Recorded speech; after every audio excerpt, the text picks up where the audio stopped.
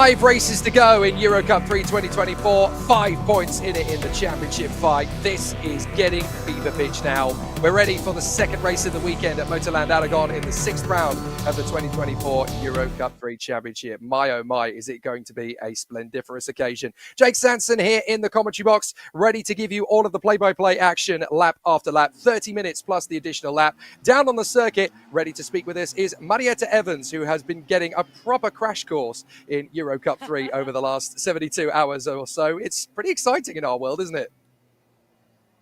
It is very exciting. And you know what? I have also had like a master degree in track temperature and how to cope with these conditions. And as I keep asking the teams, what's the track temperature now? 48, now it's 50, now it's 55, now it's 60. I think I'm gonna stop asking, because once it gets to like the 50 to 60 track degrees that we have now, it's just very hot, and also it's just very damaging for the tires. But these series are training and developing these drivers for when they get to Formula One, for example, and conditions like this, that's what they need to learn how to manage. So true, and these cars being particularly physical to learn as well. It's not like the F4 Spanish car that they will have learned before they got to this point. This is so much more physical. No power steering. It's very, very heavy. It's an incredibly tough car to master, and getting to know those tire temperatures and learning about the intricacies of the roll of the chassis through each corner. It's a very physically demanding sport. I'm sure you've been talking to the drivers about it on this particular circuit as well at Aragon. That's magnified because this is a circuit that's got so much in terms of the elevation changes, the camber changes. It's a real physical assault for the drivers. Yeah, it has a slow turns, fast turns. It has that long back straight where we can see a lot of overtaking. Then we have the change of elevation between turn 8, turn 9. Like, not a roller coaster like Portimao, but I think for a series like this, it's a perfect place for them to develop and test and put to the limit their driving skills. And talking about limit, wasn't that fight yesterday between Christian Ho and Carrasquet a bit of fight to the limit? But we really enjoy that, and I'm definitely ready for more of that. Very interesting, very nice thing, for example. I wish all of you had been a fly on the wall in the pit lane when Owen Tangavalo, who's going to be on pole for this race, arrived to the pit lane after getting the pole in qualifying 2, because he was celebrating as if he had just won a race. He had his country's flag, everybody was hugging him, he was nearly in tears, and that's because it meant a lot to him. And I think it meant a lot to the team, because, Jake, we have been talking a lot about this season being MP Motorsport versus Campos Racing, but MP also always having the upper hand because they know how to play like a team, whereas Christian Ho is a bit like the Lonely Ranger in Campos Racing. And yesterday it was the opposite. It was MP Motorsport, drivers colliding, making it very difficult for them, and it was an all Campos podium. So very exciting for Owen to get that pole, but also it's going to put a lot of pressure on his shoulders that they need to nail today after yesterday's disaster in MP Motorsport camp.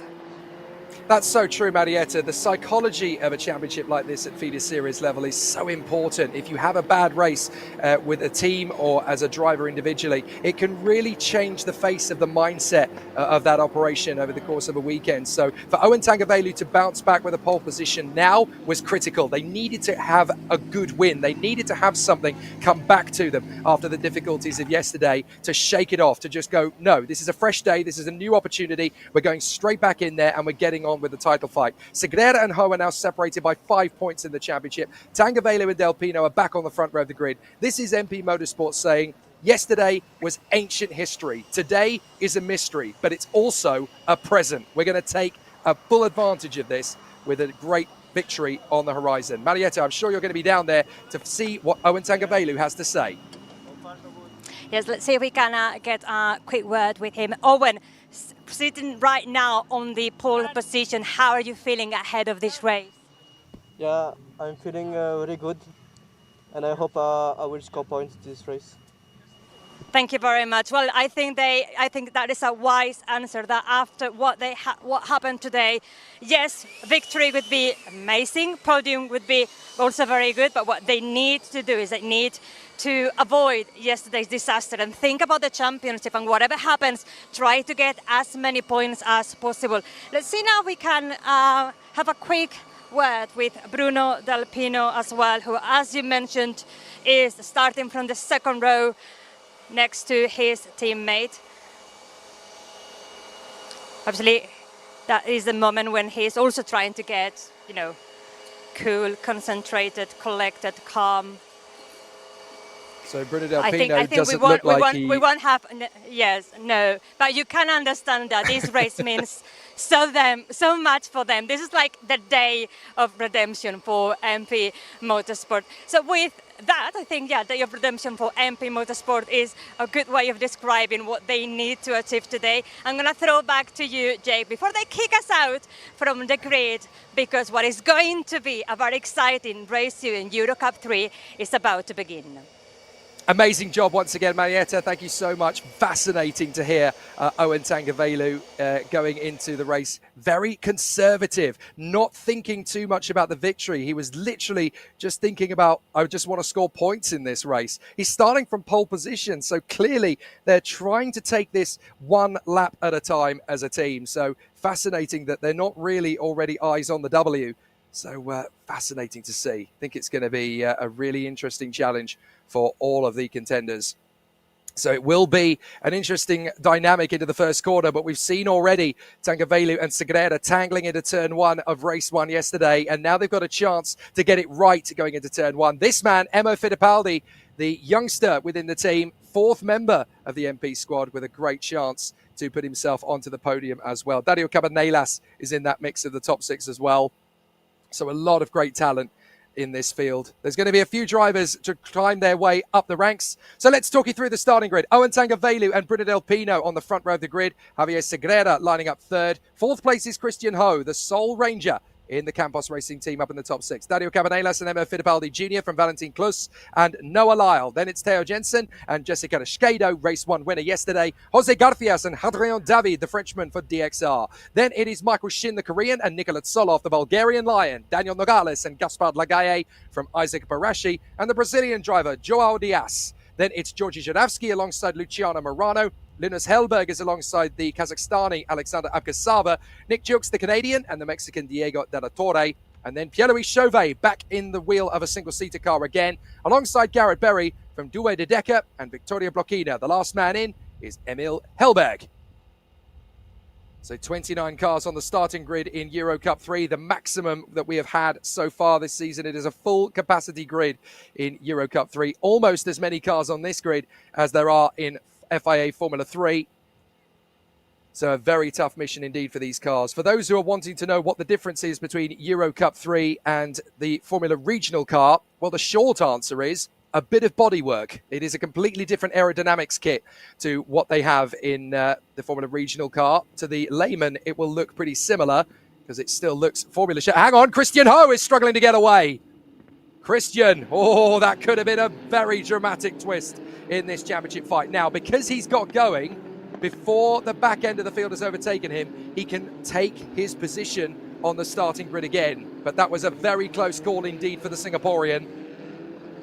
If the entirety of the field had gone past him before he'd started moving, he would have had to start this race from the back of the grid. But because he was able to get moving after a few cars had got past him, he's allowed to retake his position. So a very close corner thing there for Christian Ho. He does not need more hardship after the topsy-turvy season he's already had.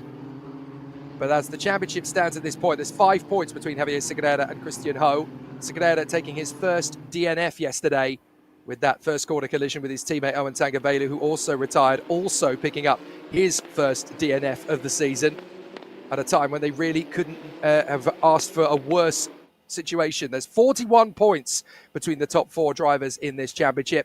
Javier Segreira, Christian Ho, Bruno Del Pino and Owen Tangavelu. And when you think that 41 points sounds like a lot, and then remember that the victor gets 25 points, this championship is wide open with 5 races to go. There are still 125 points available in this championship. But there is a car that is not moving on the starting grid.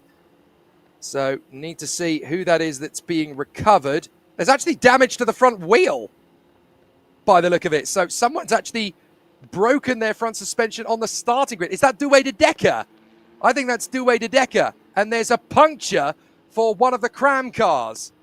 Well, that is absolutely astonishing. I've never seen that on the run off the starting grid before.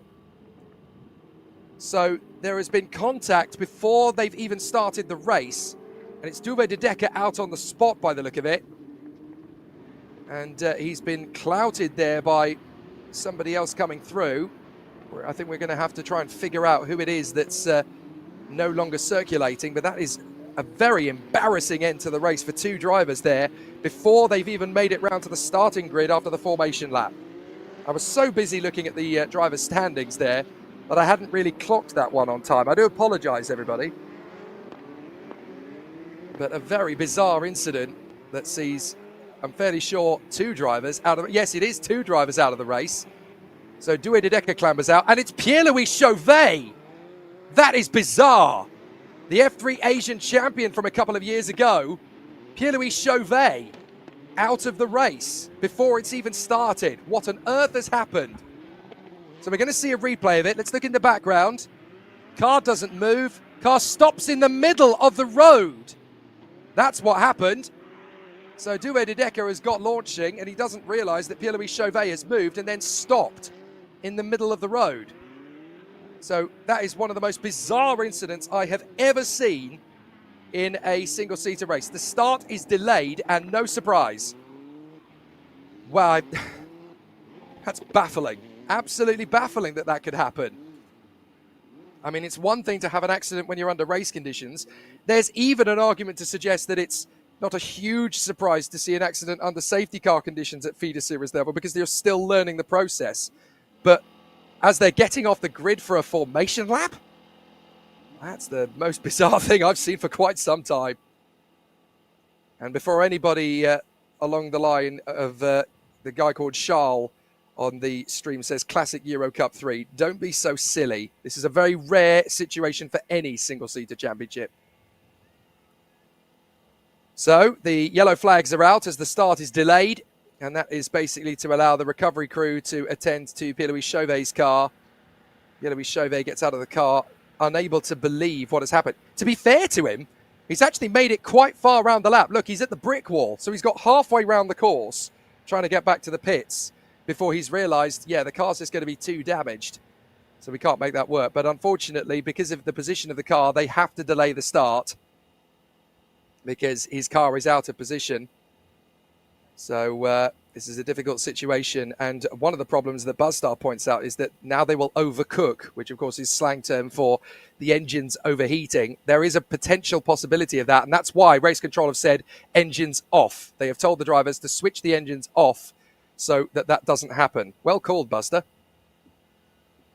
Always like it when we've got contributions from the floor on our live stream, because quite a few of them are quite intelligent.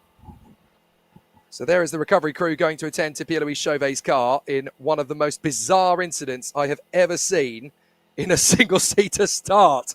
It's one thing to have an off when you're around the formation lap halfway through at the start of a race or in the middle of a safety car period, but as you get off the grid in a formation lap, that's so bizarre. Very strange situation there. Stanislaw obviously pointing out that the drivers could overheat. Now, right, look at the left hand of your screen. The car stops. Bang! There goes the other one into it. So that's poor Douwe de Decker caught out by the fact that Pierre-Louis Chauvet has moved and then stopped. And Douwe de Decker just doesn't see him in time. Easily done. You've got to remember that these guys are still just over the age of 16 and above. So it's not very easy to gauge what these situations are going to be. Your reaction times are still being adjusted, and you're not expecting something like that either. When you're getting off the starting grid, in your simulations, in your practice runs, in your demo runs, you are not expecting to see a car move in front of you and then stop. So that is very bizarre. And, you know, it's the first time that Douwe de Decker has ever raced in a EuroCup-3 car, so you don't really have the full context of the situation. And I find it always very interesting to see that You know, the first thing that people will say in these situations are, well, that was a foolish mistake. Well, yeah, that's the thing about being a teenager in a racing car. You're going to make mistakes. You're still learning. This is college and university for racing drivers, essentially. They're not going to be perfect straight out of the bat.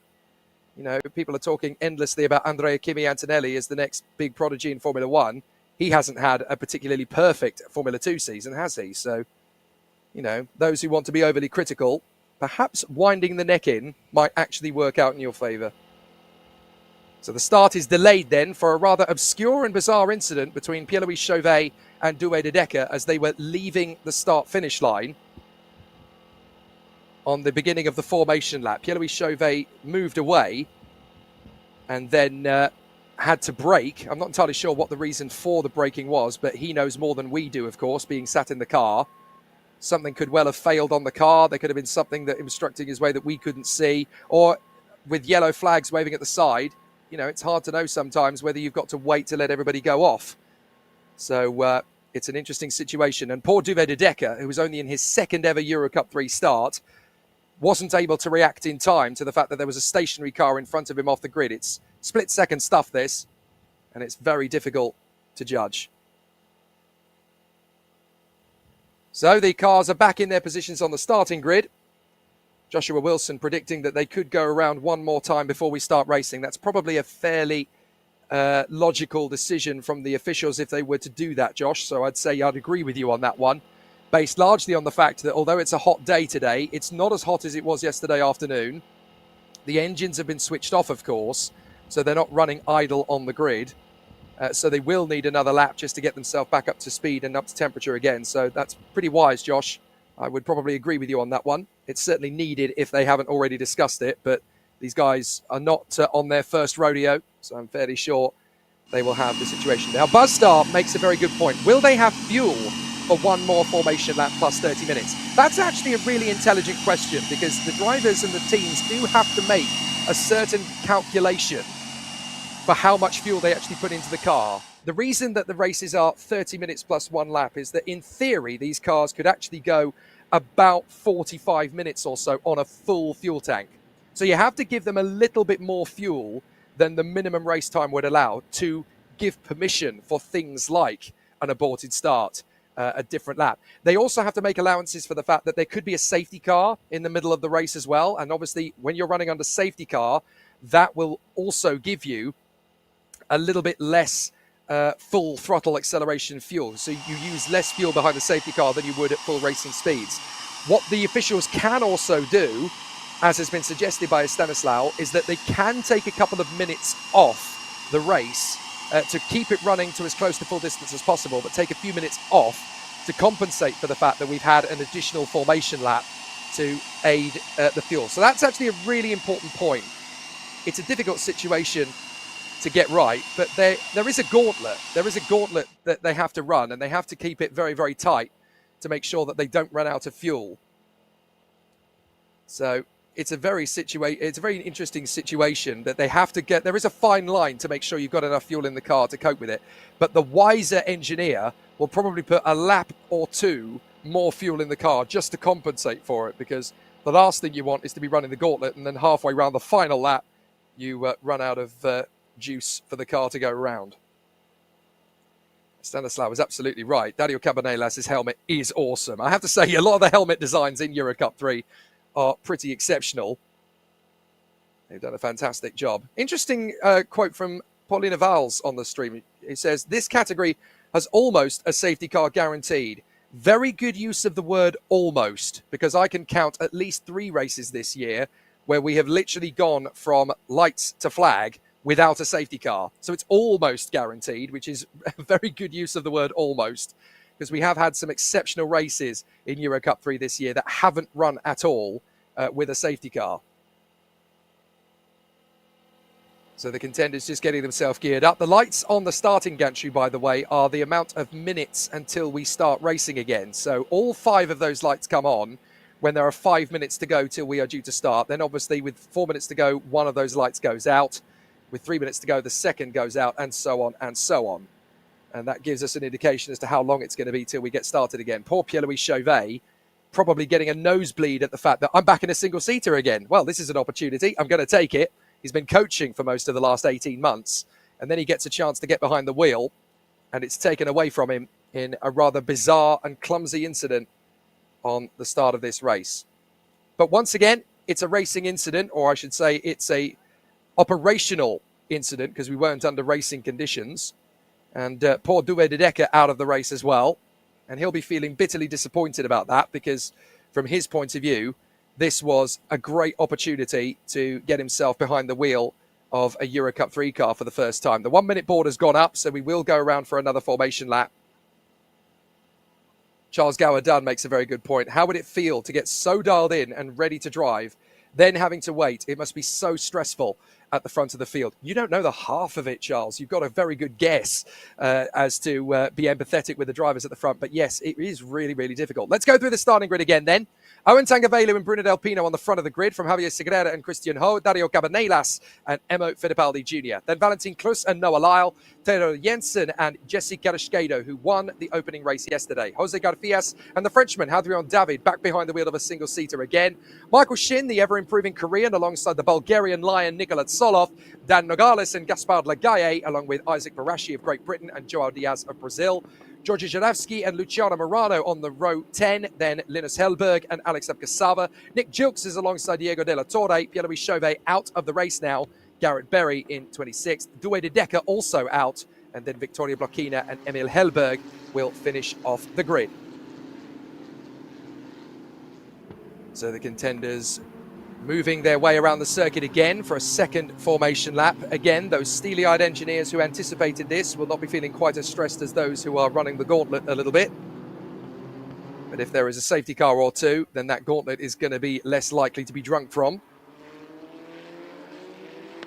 I am 84 writing, Hadrian David not being in F3 is such a big crime. You are so right. I mean, there are some drivers in this field who should already be in FIA Formula 3. There's one or two of them, of course, who are in Formula 3 this year. But as Nicolas Solov did the first round of the EuroCup-3 Championship at Spa earlier this year, he was then ordered to miss the F3 race at Spa-Francorchamps. So instead of doing that, he's back here racing this.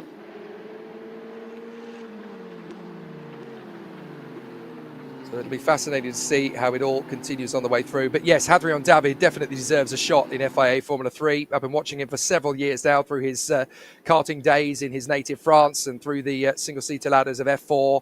And the difficulty is that talent is only about 20% of what it takes to get up the racing ladder to the top of the tree. 20% of it is talent, 20% of it is determination, 20% of it is sponsorship and financial backing. 20% of it is connections, would you believe? You know, knowing the right people, being able to discuss and talk with the right people. And I would say that 20% of it is also charisma, having the attitude, having that can-do ability to work your way in a paddock, chat with the right people, be your own person, be comfortable in your own skin. Whether you're a hero, a villain, or a bit of both, you have to be true to yourself in order to make it work. The great thing about motorsport is you do need a cast of hundreds. You need heroes, you need villains, you need nice guys, you need bad guys, but you've got to be able to be true to your own self. You know, it takes thousands to make a world, and all these characters make it so exciting and so dynamic. It would be boring if we had a field of 29 very pleasant people who are all very nice and charming racers on track who gave each other space. We need to allow for these guys to have ruthless streaks as well. Otherwise, you won't get many Verstappens or Lando Norrises on the starting grid. You'll just get a whole field of Jensen Buttons. Not that Jensen wasn't a great racing driver, but he was always very smooth and a very friendly, amiable character. So the competitors working their way forward and working up the ladder. The only thing that this series needs now, says Paulina Valls, is super license points. Yep, we think so too. Don't worry, we're discussing. We're working on it. There's plenty of time for that. The most powerful job in motorsport? Question mark? I would say so. The finger that determines when we go racing. Race control hits that button at exactly the right moment.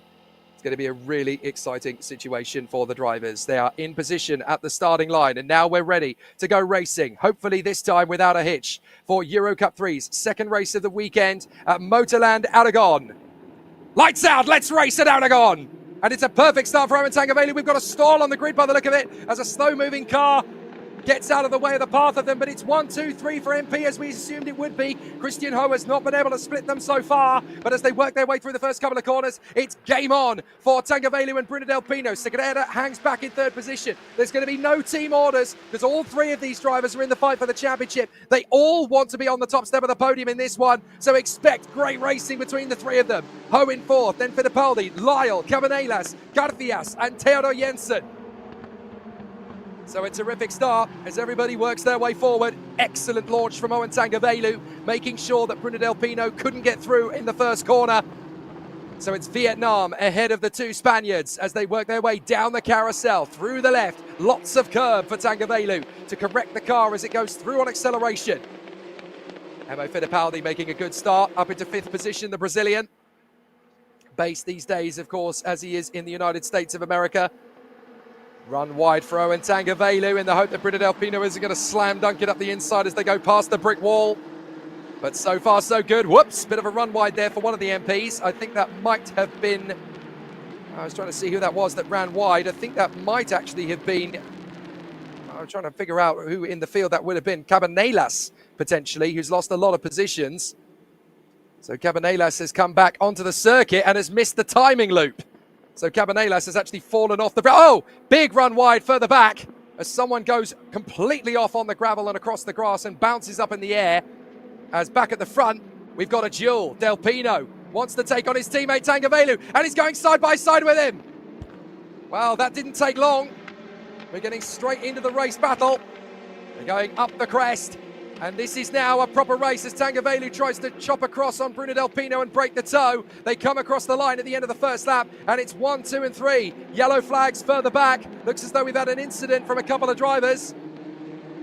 So a few drivers in dire straits. Oh, Tangavelu getting it wrong as the Santa Lock has crashed out. That's Diego Della Torre, I believe. So Della Torre's here side by side for the lead. Bruno Del Pino racing wheel to wheel with Tangavelu. They're going to bang wheels once, twice. Somebody's got to give. They're interlocking the wheels now as they come through, and Del Pino drifts out wide. Oh my goodness. Now, hang on a minute, which of that? No, that's Segurera. That's Segurera that's come through. Tangavelu's dropped back. So that's actually Segurera versus Del Pino. Tangavelu finds himself down in P5. So Ho and Fittipaldi are now to third and fourth. Safety car, safety car. Wow, okay, we now need to look at that incident again. And we need to unpick it because Tangavelu was in the lead and suddenly finds himself down in P5. He must have made a mistake through the first couple of corners, lost momentum and traction and parked it. And that is a retirement for one of the MPs. That, I'm afraid to say, is Dario Cabanillas. Very unfortunate for the Swiss. Well, that's all gone very badly wrong. We've had issues for several drivers in the field there because that is Diego Della Torre out of the race. I think Garrett Berry is also out of the race by the look of it. I think we've also had Hadrian David and Georgi Żurawski come into the pits. Oh, goodness me. Well, that is Garrett Berry's car in a tattered wreck off on the grass. So no wonder we're under safety car. So Berry and Della Torre are the most damaged cars. Cabanillas, David and Żurawski have come into the pits. So, yeah, this has gone very badly wrong indeed. I have a feeling that that was Garrett Berry running wide and damaging his own car and then rejoining and collecting Diego Della Torre as he came back on the road, potentially. I don't want to make predictions until I've actually seen it, though. But certainly it was Garrett Berry's car that was bouncing across the gravel and the grass. So there is another retirement. That is Georgi Żurawski. So he's parked his car as well. So it appears we've lost Cabanillas, David, Żurawski, Diego Della Torre and Garrett Berry all in one move. And that's why we're under safety car, because there's no way that that race could have continued with the car being there. Well, let's try and unravel this, shall we? Because there was an awful lot going on there in the space of about 90 seconds. Tangavelu going wide at turn 1 and then trying to get back on right in the path of his teammates. Segurera and Del Pino both got past him. They're going to try and get Hadrian David back out there, albeit a lap down. So from Hadra and David's point of view, he's basically doing some testing for the team now, running a lap down. So Charles Gower-Dunn wants to know, did Tangavelu run wide twice? I think he ran wide so precariously in turn 1 that he got wide on the curbs, on the dust, and then tried to get back on in front of the path of his rivals, and then just got swamped because they were all going very closely together. Meanwhile, there are a few drivers who have taken advantage of the situation, particularly Nikola Tsoloff and Michael Shin, who are up to 8th and 9th. Right, this is the replay of the start. All pretty safe and sound into turn 1, although Del Pino did have a think about Tangavelu. So this is lap 1. I want to see lap 2. That's what I'm most interested in. See, look, Tangavelu sliding around down the carousel already on the first lap. So I wonder if his tyre pressures were significantly different to his rivals. There's Garrett Berry going off in the background, and there's the damage he's done. But as they go through, oh, it's a spin initially. It's a spin initially from the 52 of Jesse Carrasquedo. And somehow, a lot of other drivers get collected in with him. But Carrasquedo is now down at the back. Garfias got held up as well. Now, here's the incident. Right, Tangavelu is dueling with Bruno Del Pino into turn 1. Tangavelu goes very wide indeed. Very wide indeed. And that's what happened. So Tangavelu got swamped there by Segurera and Del Pino. And obviously the two cars behind Tangavelu were also fast enough to get ahead. That's Ho and Fittipaldi. So that's what happened. Tangavelu ran very deep into turn 1. And that allowed his teammates to both go through. And then because he rejoined with the back end sliding, that was enough for Ho and Fittipaldi to get ahead as well. So Tangavelu goes from 1st to 5th in a heartbeat. Well, very difficult situation. So a difficult one then at the start.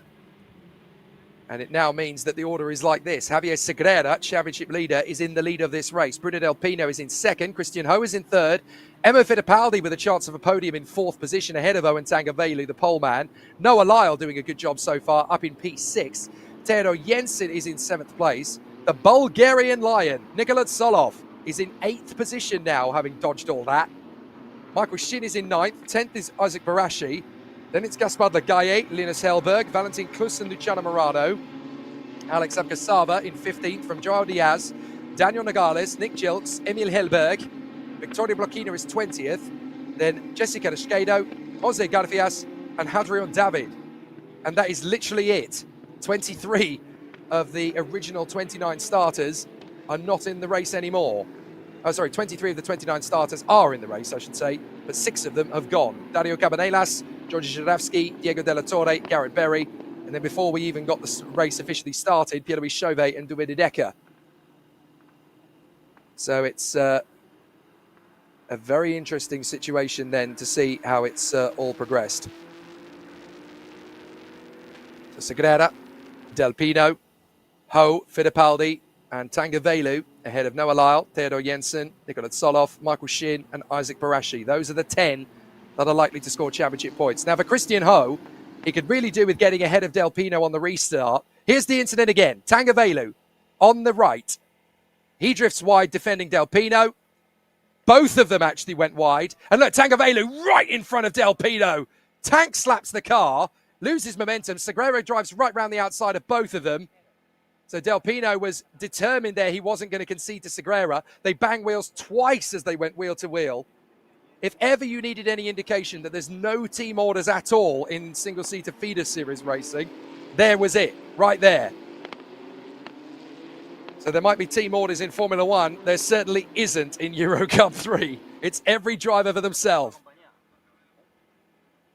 So Segurera, Del Pino, Ho, Fittipaldi, Tangavelu, and Lyle. That's the top 6. The other points are likely to be scored by Jensen, Tsoloff, Shin, and Barashi. So Last Independent Thinker asks, is this F2 or F3 or their own series EuroCup? Well, the short answer is it's neither. This is technically the same Tartus chassis that is used in Formula Regional, but it's with a different aerodynamics kit and it's a controlled budget. So it's a lot less in terms of the cost over the course of a year than a Formula Regional season would be. And it means that for a lot of drivers who are struggling with budget to showcase their talent, this is a very viable option for a lot of competitors. And that's why the grid is full in only its 2nd season. Last year, we had about 17 cars on the grid regularly. Now we've got 29. So it's pretty incredible the amount of work that has been done here to build this championship up in such a short space of time. And a lot of teams and drivers have looked at this and gone, yep, this is exactly what we need for single-seater racing to be prosperous. And certainly for our race program, it makes a lot of sense. Looks like we're going to be behind the safety car for a third lap because there's quite a lot of flotsam and jetsam to clean up around the course. You're very welcome, Aaron, for me answering the questions. Well, you want to know what's going on. You are very valued by us. We love it when people watch our races, so why on earth wouldn't we give back? These guys are going to need your support in Formula One in the future. We could well see quite a few of them go all the way to Grand Prix racing in the future. Vietnam has yet to have a Grand Prix driver. Owen Tangavelu could be that person. Singapore has yet to have a Grand Prix driver, and they currently have a Grand Prix in Formula One. Christian Ho is definitely looking to be the man who could get that done. Javier Segurera and Bruno Del Pino are going to have an amazing duel when we get restarted again. Both of them so hungry for success. Segurera leading the championship, but off the back of a double win at Zandvoort and then a retirement yesterday. He really wanted to keep the momentum in his favour. Bruno Del Pino has won twice this year, once at the Red Bull Ring and once at Paul Ricard. But he knows that he's got just as good a chance of the championship as Segurera does, and he's 17 points behind him. So he does need to turn the tables because we're running out of races, including this one. There are just 5 races to go this year before we have Jerez in October and Catalunya, the circuit just outside the city of Barcelona, in November. Both Formula One venues, one past, one present, of course. There is Nikola Tsolov, the Bulgarian Lion, racing for the GRS USA team. Also races in FIA Formula 3, of course, but because he decided to race in EUROCUP-3 at Spa in the season opener, which of course was then eventually rained off, FIA Formula 3 said, no, we don't like that. You've had prior experience of Spa before you've gone there in Formula 3, so you're not allowed to race in it this year. So he was told to park his car and give it to somebody else. So instead, Nikola Tsolov decided he would come and race in EuroCup-3. I don't make the rules, I just tell you about them. So Zedo Nova asks, what has been my favourite race to commentate thus far in 2024? Well, I have to say, there's been quite a few to choose from, but Portimao Race 3 was absolutely the race of the year for me in EuroCup-3 so far. But there is already a sign that this one, once we get going again, could end up overtaking it. But the way that Alex Abkasava dealt with the pressure to take his first win in very difficult circumstances at Portimao was absolutely astonishing. So a fantastic situation, that one. Down the back straight, safety car's coming in. Here we go. Are you rubbing your hands in glee the same way I am? Because this is going to be a battle royale on the restart. Segurera versus Del Pino with Christian Ho snapping at their heels. So there is another retirement there by the look of it. Or is that one of the original retirees? Yeah, it is. It's Pierre-Louis Chauvet. They've managed to recover that car and bring it back. So it's been a very short day at the office for Palou Motorsport, unfortunately. But that is the way that motorsport goes sometimes. Segurera backing up this pack. Not many of them left, of course. Only 23 cars still circulating. Of the 28 that started, just 3 more than you get in an average Formula One grid. So there is Javier Segurera waiting for the chance to drop the hammer. He's making Bruno Del Pino wait for it. Now he's gone for it. Drops the hammer out of the left apex, through the right and up the climb. And this looks like a pretty neat restart to me from Javier Segurera as he comes up over the top of the crest. It's green, green, green, green here at Aragon once again. Watch for Christian Ho, though. He's got a good restart. He's going to hustle Bruno Del Pino to turn 1. He's not going to go for the overtake because he's not close enough. Emo Fittipaldi Jr. has made a good start as well, ahead of Owen Tangavelu. But Tangavelu's going to have a little bit of work to look after his tyres now after that wayward slump on lap 2 of the original start. So this is all going to be about patience for Emo Fittipaldi in 4th position, trying to take on Christian Ho and still give MP the triple podium that Campos got yesterday. So it'll be a fascinating duel as they work their way forward. Mixing it through the long sweeping right-hander on the run down to the carousel. Segurera hopeful that he's not going to make the same mistakes Tangavelu did. Delpino putting him under some pressure. He'll be wanting to go straight forward on the back straight. He'll be feeling aggrieved that it was wheel banging that put Segurera in front of him. So they continue running down the hill. Solov already starting to have a think about Theodor Jensen. So that could be for 7th place for the Bulgarian. Out of the braking zone, past the brick wall through the left. This is where it's going to get feisty down the field, as a few drivers will be thinking, I can make a move or two here. Garfias has already made the move on Victoria Blakina for 21st down the order. Jesse Gadashkedo, by the way, has the fastest lap of the race in his recovery bid. So down the back straight we go. And Segurera leads Delpino, Ho, Fittipaldi Jr., Tangavelu and Lyle. Down to the braking zone in the back straight. Already Segurera trying to shake off the toe from Delpino. It's the next lap where things are going to get very interesting indeed. But at the moment, there are a couple of drivers who are fighting for an opportunity to make a move on the inside. Not a lot of room given there to Theodor Jensen by Noah Lyle, who was determined to make sure that Theodor didn't get a whiff of a gap on the inside. And that's going to give Nikola Solov all the ammunition he needs to work his way forward. Let's see the work up the inside line. Through turn 1. This is a very emotional race circuit for me. Motorland Aragon was the scene of my first ever single-seater race commentary of any kind, all the way back in 2013. Amazingly enough, on my 27th birthday as well. Working for... So, oh, hang on a minute. Drive-through penalty for Daniel Nogales. So a false start for Dan Nogales, and that gives him a drive-through penalty. Well, that was fascinating. And not exactly what he wanted to see, that is for sure. It's down in pit lane. Marietta Evans is keeping an eye on what's going on in the pits. And the MP Motorsport team are obviously sweating cobs, trying to make sure that their drivers don't run into each other for another close quarters battle. They've already had a big incident, obviously further round. But it's been a bit of a tricky one so far for the MP Motorsport team. They don't really want to be in a situation where their drivers are continuing to bang wheels. They obviously collided properly yesterday. And now Segurera and Delpino have gone wheel banging in race 2 as well. No love lost in this pit wall. So on to the back straight. Segurera is trying to build a gap between himself and Bruno Delpino, and to be fair to him, he seems to be doing it. But Christian Ho is now launching the attack on Bruno Delpino. This is where things are going to get spicy. Emo Fittipaldi Jr., 4th position as well, trying to go with Christian Ho. So let's see if things continue.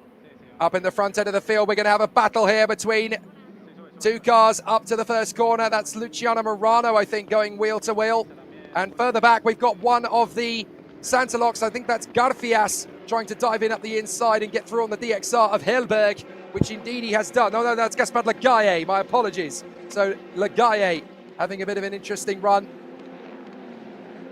He was going wheel to wheel with Valentin Klus by the look of it. So some good duels all the way through the field as Dan Nogales serves his drive-through penalty through turn 1. Everybody trying to stay out of harm's way. Everybody going through nice and cleanly. Christian Ho still trying to attack Delpino up in front. He's got a rookie win on the march, but he couldn't care less about the rookie win. He wants the overall win. And with 9.5 minutes on the clock, this is all going to be about tyre management now. So through they come on the far side. Looking for another big opportunity. Tense times in the garages as the teams watch their drivers on. The Campos Racing team keeping an eye on Christian Ho. Has he got what it takes to reel in Segurera and Delpino? He is a bit of a one-man band today. All 3 of the Campos stars were on the podium yesterday. But it's very much one man going up against the cavalry in today's race. I don't think the guys from Campos were expecting to be on the television screen. They're watching along the same feed that you are. So through they come again. Up the hill, out past the wall break. And then they'll drop down the crest, in through the right-left at the chicane onto the back straight. You do see a decent couple of overtaking moves at the end of this long back straight. But look, Delpino just can't quite get close enough to Segurera to secure the move. But Emo Fittipaldi Jr. is really accelerating up towards Christian Ho. There could be a battle going on behind Solov, because that is Theodor Jensen trying to get closer to the action. And that's Solov round the outside of Noah Lyle. Oh my word. That is such a difficult move to pull off. And Nikola Solov makes it look like child's play. Now he's going after the next man in. So Solov and Noah Lyle having a terrific battle. Lyle was trying to get back in on him, no chance. And Nikola Solov actually sets the fastest lap of the race, would you believe? While he's making a move around the outside. That's astonishing. It's taken away from him by Jose Garfias, who has a bit more clear track to play with. But that just shows you how impressive Nikola Solov's pace is currently. Watching along on the pit wall, the progress is still very patient by Campos to try and take on the MP duo up front. Christian Ho does not have the support of his teammates, and the best of the rest behind the top five now is Nikola Solov in the GRS USA car. Then Noah Lyle, then Theodor Jensen, Michael Shin, and Valentin Klus ahead of Barashi, Gaspard Lagaye, and Luciano Morano. So after their spins earlier on, Jessica Teixeira and Jose Garfias, the two Mexicans, are really struggling to make the progress they were hoping to. Not looking likely to score a point today, I'm afraid. Through the left-hander, past the brick wall, and again down to the far side. Dropping in through the right, plenty of curb. Dropping in through the left, got to be very careful on the exit there because the outside curve really can spit the car out. Segreira and Del Pino are matched for pace, but they've got that 2 to 3 car width between them. That is a big enough gap to be comfortable if you're Javier Segreira, but he can't afford to make a single mistake because we know already that Del Pino will take advantage of it. Tancavelu must be kicking himself in 5th position. How did I let the car get so wide out of turn 1? How did I throw away not just a win, but a podium? It's a big moment for Tancavelu in this championship as well, with 5 races to go. It can be very easy to see how things continue to progress. Apparently there is some kind of an issue around the circuit. I don't know whether there's a car on fire or there is a fire of some kind, but certainly there was some black smoke in the background somewhere. Hopefully that's not going to affect too much the race. I always prefer it actually when we've got a pure motor race and you watch the lap times of the drivers to see who's getting the most of it. We'll keep an eye on that. But certainly at the moment, there's no need to pause racing. So hopefully everybody is going to be okay as we continue on through. Battles continue to rise here. Up on the far side of the course, Segreira, Del Pino, who now has the fastest lap of the race again. They drop down through the carousel, out through that long flowing left. And Bruno Del Pino definitely starting to get hungry again about the prospect of closing in on Javier Segreira. So let's see if we're going to get something again from Bruno Del Pino, one of the friendliest, most charming young men you would ever wish to meet. Finished his karting career off with the Tony Kart factory team. Did a fantastic job for them in several occasions. So it actually looks like it's off-site where that smoke is coming from. So hopefully everybody's okay, but I don't think it really affects what's happening at Motorland Aragon particularly. I wonder if one of the local farmers has decided he's had enough of his dead wood. So anyway, down the back straight, we've got a few battles going on. Already Michael Shin is putting a bit of pressure on Valentin Klus to try and have an attack. A couple of drivers going for a move or two. Linus Hellberg seems to have made the move to defend from Jessica Teixeira, and it's not worked out in his favour. Down the back straight, that is one of the Campos cars going through. That's the 52, making the move further forward then. Jessica Teixeira dueling wheel to wheel with Luciano Morano, having got ahead of Abkasava. Well, actually, he was dealing with Linus Hellberg, my apologies. So Jessica Teixeira P15 at the moment. So still they battle away, continuing on the draft. The fans are enjoying it as they watch Javier Segreira run out in the front end of the field. Bruno Del Pino, 2nd place. Christian Ho trying to get under Bruno Del Pino's skin. But he's a very smooth operator, is Bruno Del Pino. He's not the kind of driver who makes silly mistakes when he gets flustered under pressure. Before this weekend, I probably would have said the same thing about Owen Tancavelu as well, but the pressure seems to have got to him, certainly in this particular run of form. We've had a yellow flag. It's Gaspard Lagaye in trouble. Gaspard Lagaye in some form of trouble and has dropped right down to outside the top 20. So problems then for the Swiss driver, Gaspard Lagaye. We haven't seen it yet. but I don't really know what the situation is at the moment, only that he's dropped way down to the back end of the field along with the likes of Daniel Nogales and the man who is a lap down, Adrian David. He's got going again though, so well, he's either got going again or he's got out of the car in a safe place because there are no more yellow flags. Right, Christian Ho chasing after Bruno Del Pino, who is trying to stay in the tow of Javier Segurera. It is a proper stalemate at the moment. Going back up the crest. The television doesn't really give you a proper impression of how steep that incline and uphill climb back again is. It's quite tricky in a racing car, I tell you. Nikola Tsolov really is having a great race here in EuroCup-3. He's obviously thrown his entire weight behind the EuroCup-3 battle. He knows now that he's not going to be in contention to win the Formula 3 crown, so he may as well throw full tilt at the remaining races in EuroCup-3 and see if he can set himself up for a bid for the title in 2025. But Nikola Tsolov definitely looking pretty confident here behind Owen Tangavelu. He's caught up with him. He was quite a long way back as well from the top 5. So Tsolov is definitely lapping the circuit quickly. He's just set the new fastest lap of the race as well. Noah Lahl in P7. 8th is Theodor Jensen. 9th is Valentin Klus. Christian in 10th position. So it will be an exciting situation for all of the contenders in the closing stages because these tyres are going to start screaming at them. Very different race circuit conditions compared to yesterday's race, by the way, as well, because in yesterday's opening race, the track temperatures were about 63 degrees Celsius.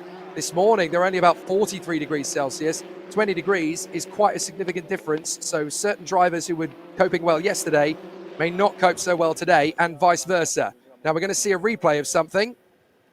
This is Jose Garfias making his bid to get up the inside of Linus Hellberg. So Jose Garfias getting into 15th place, chasing down Jesse Carrasquedo. The two of those are essentially going wheel to wheel, battling away with the contenders. A bit like Sly Stallone and Kit Pardew in Driven. They're just going through the field like wildfire. So it'll be fascinating to see how it all continues as they move forward down the back straight. This line of 6 going the distance. We're going to have 2 laps to go at the end of this one because the time will run down to 0 on the next lap and then they'll have the added lap to the time. So let's see how it all continues. Working their way further forward, up the straight, out of the braking zone. Couple of drivers looking for a move or two here. That is Santalok versus Palou. So it's getting pretty close indeed in the braking zone for a couple of these drivers. They are really stretching the limits. But it is going to be a tough battle. That was Parashi and Morano having a terrific battle behind Michael Shin. So there's racing all the way through this field. Wherever you look down the grid, there is always a battle to be involved with. New fastest lap, it comes in from Emo Fittipaldi Jr. So Emo Fittipaldi Jr. continues on the run. The time ticks down to 0.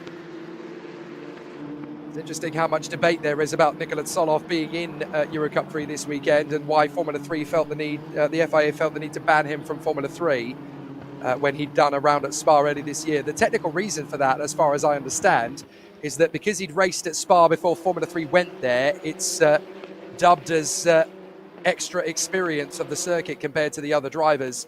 And I think there's a sort of an idea now that if you race in Formula 2 or Formula 3, you shouldn't be racing in other championships to get unfair advantages on your opponents by racing in a different car on that circuit, particularly for those competitors who don't have the budget to do that. So some do have the budget to race in 2 championships a year, others don't. So I think it's trying to make it as fair and even as possible for those drivers who can only commit to 1 campaign. That's the theory behind it.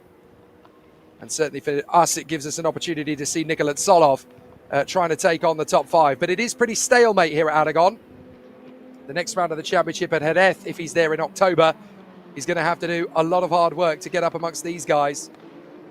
But it's important to end this phase of the season strong because there's only 2 weekends left in the championship after this race. And then there's a 2-month gap to wait for it.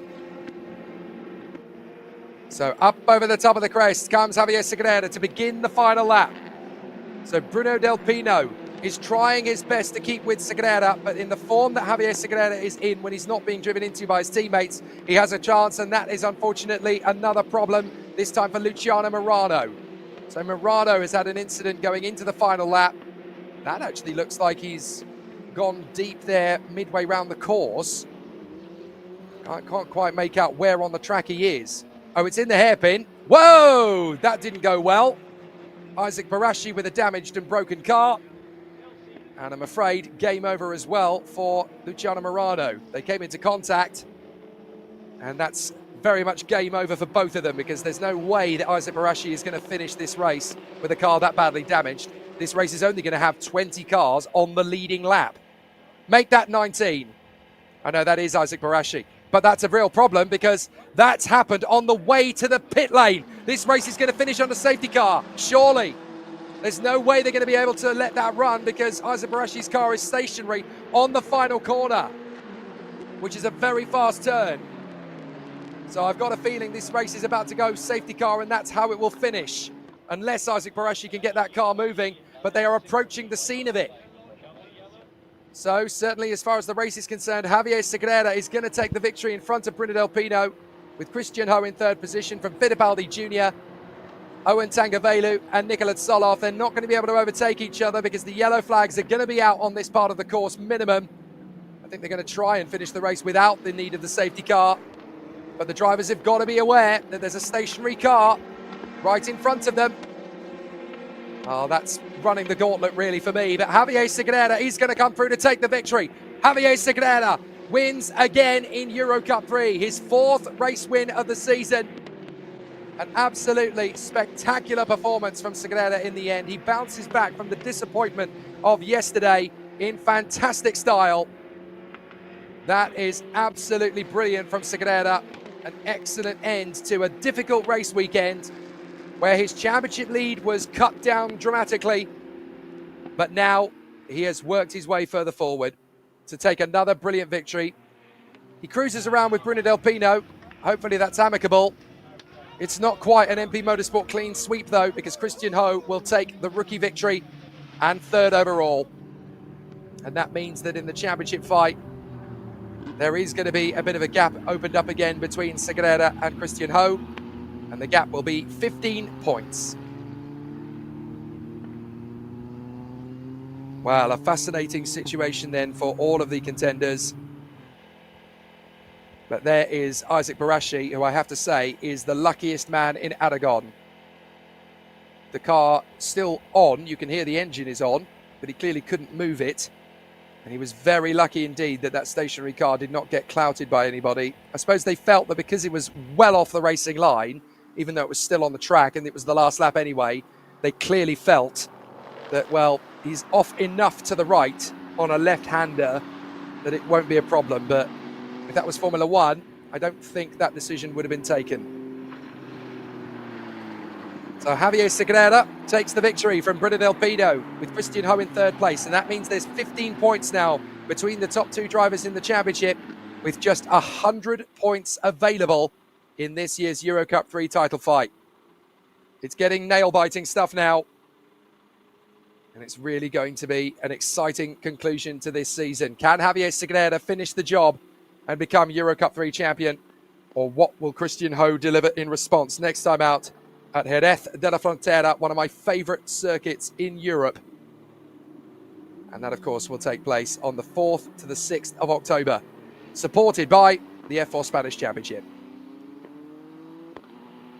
An excellent start to proceedings then in this championship over the course of the races. Segrera won the opener at Spa. The second was cancelled because of torrential rain. And then we went to the Red Bull Ring, where we saw Owen Tangavelu and Bruno Del Pino take the wins. Then a double for Christian Ho at Portimao. The race that was suspended at Spa was rerun at the Algarve International Circuit in Portimao in Portugal. And that was taken in fine style by Alex Abkasaba. And then victories for Bruno Del Pino and Christian Ho. A double for Javier Segrera at Zandvoort. A great win for Jessica Arrisquedo yesterday. But now a victory in magnificent fashion, in fine style, for Javier Segrera. There's Bruno Del Pino coming through in second place to park the car in position. And a really exceptional performance from him. What a drive from Bruno Del Pino to come home second. He'll be disappointed, though. A win was on the cards. It could have worked out for him. He could have made that work. but second place will still be very prosperous for him. Javier Segreira, though, takes a crucial victory and now goes 15 points clear of Christian Ho in the championship fight. Very exciting stuff. Well done to Javier Segreira. And that's what it means to bounce back from the adversity of yesterday to take win number 4 and a championship lead of 15 points. Well done to Javier Segreira. That is how to bounce back. Don't do it with words, do it with actions. Well done, Javier. Ironically enough, it says on the back of his race overalls, prosperity. That was the moral of the story today, wasn't it? Excellent work then from Javier Segreira. And a magnificent race victory, right when he needed one as well. He needed to get rid of the ignominy of yesterday. Christian Ho takes the rookie victory. So very good work indeed from him today. But unfortunately, it was not to be for his colleagues at Campos. They did not come away with the results they wanted. Bruno Del Pino, though, can be happy with second. He's with Marietta Evans. Bruno, it was so important for you and for the team to have a race like the one you had today. Yeah, obviously, throughout the season, I've got a few up and downs with some failures on the car. So obviously, these points are being quite important. The qualifying yesterday was not superb. Obviously, managed to get back into the top 5 in yesterday's race. And yeah, today I managed to finish second, but obviously a bit salty feeling because into Tier 1 I had a little contact with my teammate just in the exit, and that made Javier get into P1. Apart from that, the pace was there, obviously, but a bit salty because I'm not getting that P1, but obviously happy for the points and for the team. Where do you feel you have made improvements with your driving this weekend? Well, obviously, yesterday we struggled in qualifying in high temperatures. So obviously this morning was low temperature for the qualifying, which made me be much more comfortable with the car. And obviously now it's not that hot as yesterday, especially in the tarmac. But I mean, I improved 2-3 things from the car, 2-3 things from me, so it was all combined. We know this championship is MP Motorsport versus Campos, but it was very nice to see yesterday. At the end of the day, you came to this par for me to congratulate Jessica Rasquedo. Yeah, he's actually one of my best friends, so why not go and hug him? Obviously really happy for him. I wish him the best always after me, but yeah, obviously one of my best friends, and I'm happy that he made a win, and I'm happy that he's making really good progress. Thank you very much. Very sporting indeed there from Bruno Del Pino. Let's hear from Christian Ho. Christian, your thoughts on how this weekend has developed for you? I think this weekend I think we had a lot of missed opportunities this weekend. I think we started the weekend really strong, stronger than most weekends, and then in qualifying, I had a bit of traffic on my first quali, and in the race was a bit of a disaster, but we had really good pace still. And into Q2, I think we were P1 most of the session until my teammate decides to block me on my best lap. So knowing that we were starting from P4, we knew it was hard to fight back with these guys, but in the last race, I think we still had decent pace, but the dirty air here was really tough to pass. So yeah, now we have the summer break, and for sure we'll work as hard as we can to win the next few races. So definitely some positives of the weekend, and the good thing as well is it is so close at the top that anything could still happen in the next races. Yeah, well, I mean, I think we've had a lot of unlucky moments this year, but I think we can come back even better than what we have. We have to learn from our mistakes, and yeah, I'm sure we will be back even stronger for Jerez. So yeah, looking forward to that. Thank you very much. Thank you. Christian Ho talking about missed opportunities there. Fascinating. Let's hear from the winner, Javier Segreira with Marietta. Javi, your thoughts on this very important win for you and for the team? Yeah, I only have one word here, and it's called redemption. You know, so unlucky yesterday, got a bad start and got taken away in T1. But you know, I said to my team, I said to my dad and to everyone, I'll pay it off today. Believe in me, and I can only say redemption to this. And it's even sweeter, this victory. Looking forward also to the last 2 races again. I know there's a summer break, but this fuels me up, fires me up to keep working. Well, we are in agreement because on the grid I said today is your day of redemption. Thank you very much. Well done. No subtle hints today from Javi Sagrera, was there? Redemption is very much the word he uses to describe what has happened to him in the last 24 hours. From the front end of the field, off in turn one in race one, bounces back in style for the victory. Marietta, fascinating stuff and great psychology from the men in the title fight. Now just 15 points between Sagrera and Christian Ho heading to head-end. Exciting times. Exciting times indeed. And you know, I'm very pleased with Christian Ho's attitude in this interview because we know he hates to lose. And today, that P3, Christian could have read that as a bit of a defeat because he did not manage to beat Sagrera or Delpino. He lost more championship points to them.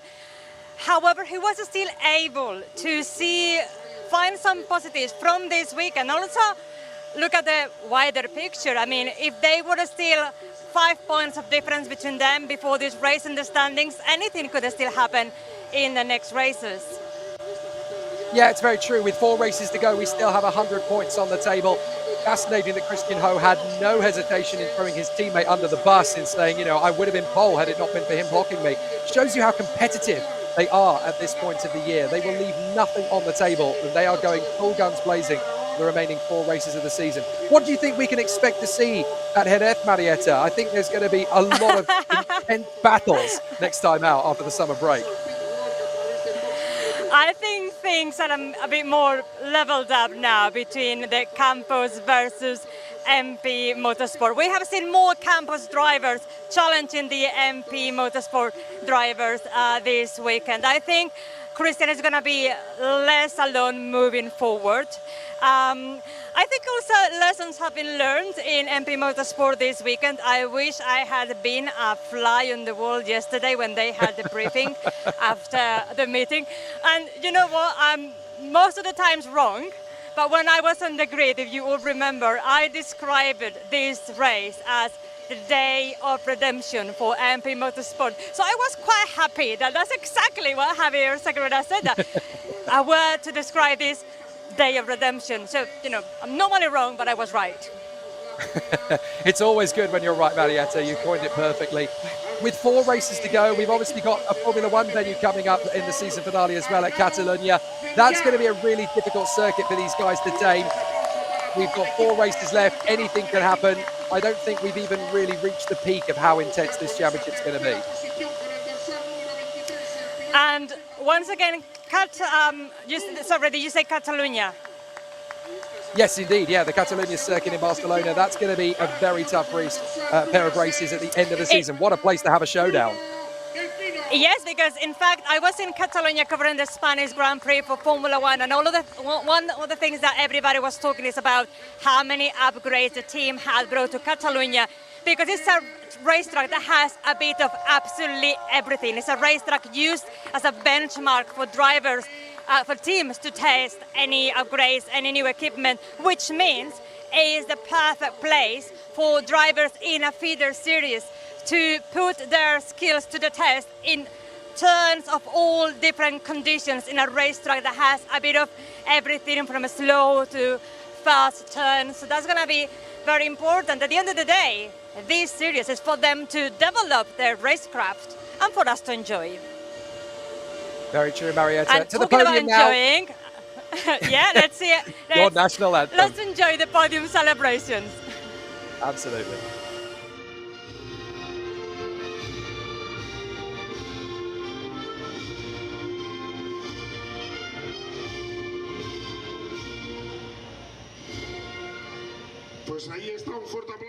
A fabulous sound. The Spanish national anthem rings out over Motorland Aragon as Javi Sagrera gets the redemption he fought for in fine style. Excellent stuff here in EuroCup-3 and a very worthy victory. So MP Motorsport takes the team's trophy. Christian Ho will take the rookie win as well as the 3rd place trophy. And then it's a 1-2 for MP. And it's 2 Spaniards on the top 2 steps, Javi Sagrera and Bruno Delpino.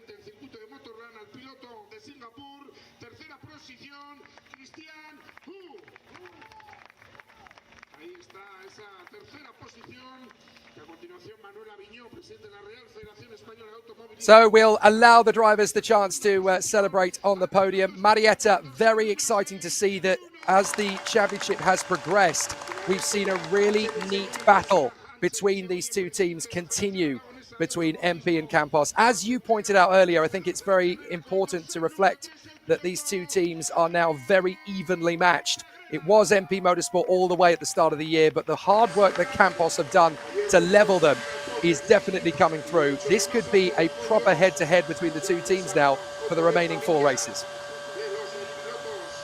And we can't wait to see that fight as it continues to develop. And I have to say, it's been a huge pleasure and a privilege to see all those battles unfolding from the inside here in the pit lane and on the grid, and bring you all of the stories and reactions. Can't wait for the next one. Well, muchas gracias, Marietta Evans. A fantastic way to finish off EuroCup-3 here at Aragon. 6 rounds down, 2 to go, 4 races left in the championship. Spanish F4 will finish today as well with their 3rd race. But as the boys get busy with the fizzy on the Motorland Aragon podium, we have to conclude EuroCup-3 coverage for the 6th round of 2024. From Marietta Evans, from myself, Jake Stanson, thank you very much for being with us. We'll see you in 2 months' time on the first weekend of October at Jerez de la Frontera. Adios.